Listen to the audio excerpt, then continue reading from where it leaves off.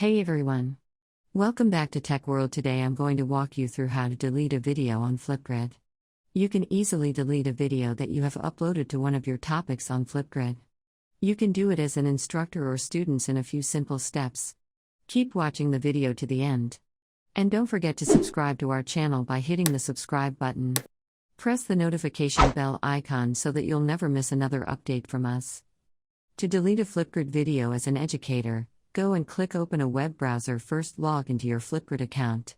And once you're in, go to one of your groups where you've uploaded a video that you'd like to delete, click on the group and you'll end up in this page. Click Open the topic and find the video that you'd like to delete. Once you find a video, click on the three dots right next to it and click on Delete Response. If you want to permanently delete the video, click on this box right here and click on Delete soon after you do that. And after you're done, you'll be able to delete a video on FlipGrid. That is how it is done. I hope you found the video to be helpful. If you did, go ahead and give us a thumbs up, comment down below in the comment box. If you have a question or a feedback thread, I'll soon be back with more tutorial episode. Goodbye till then.